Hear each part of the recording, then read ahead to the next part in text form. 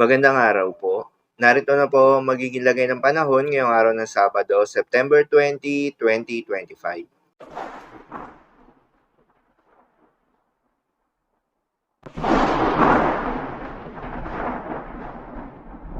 Sa kasalukuyan at ayon sa pag-asa, Bagyong Nando patuloy ang paglakas at ganap na nga itong typhoon category. Huli itong namataan sa laing 775 kilometers east ng kasiguran na Aurora. Taglay ang lakas ng hangin na umabot sa 120 kilometers per hour malapit sa gitna at pagbugso na umaabot sa 150 kilometers per hour kumikilos pa northwestward sa bilis na 10 kilometers per hour.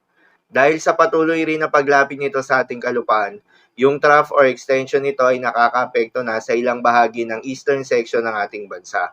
Sa patuloy na paglapit, asahan na palalakasin nito ang southwest monsoon o hangin habagat at asahan na magtataas na rin ng tropical cyclone wind signal number 1 sa bahagi ng northern Luzon at eastern portion ng central Luzon mamayang hapon.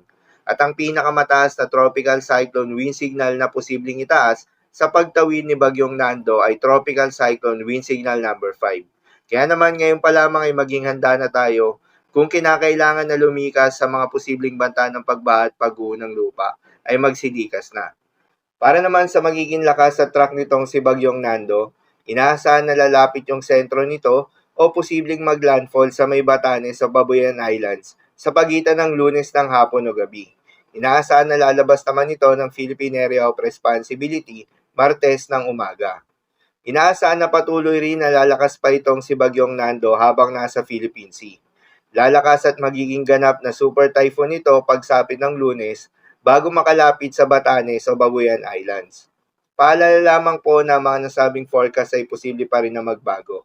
Kaya naman patuloy lamang na magantabay sa mga update nating ilalabas, lalo na ng pag-asa. Para naman sa magiging lagay ng panahon ngayong araw ng Sabado, dahil nga sa epekto nitong trough nitong si Bagyong Nando, asahan sa Cagayan, Bicol Region, Eastern Visayas, Aurora at Quezon, ang maulap na kalangitan na may kalat-kalat na mga pagulan at thunderstorms.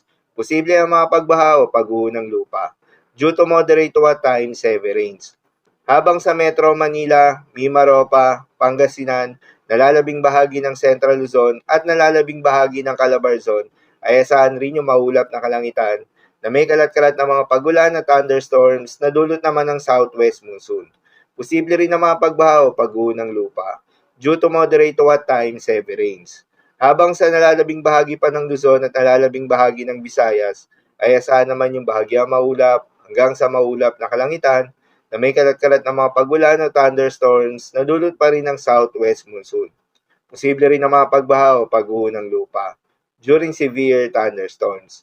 At sa buong bahagi nga ng Mindanao ay asahan rin yung bahagyang maulap hanggang sa maulap na kalangitan na may kalat-kalat na mga pagulan o thunderstorms na dulot naman ng mga localized thunderstorms. Posible rin na mga pagbaha o pagguho ng lupa during severe thunderstorms. Para naman sa magiging lagay ng mga dagat baybayin, ayon sa pag-asa ay meron na tayong storm surge warning sa mga seaboards ng Batanes na aabot sa 3 metro. Cagayan at Ilocos Norte na aabot naman sa 1 hanggang 3 metro. Kapag may ganitong storm surge ay kanselado lahat ng marine activities at pinapayuhan na lumayo o hanggat maaari ay umalis muna sa mga pangpang na apektado nitong storm surge. At higit sa lahat ay maging alerto at sumunod sa lahat ng update ng pag-asa. So, hinamok po para sa lagay ng panahon ngayong araw ng Sabado. Keep safe everyone.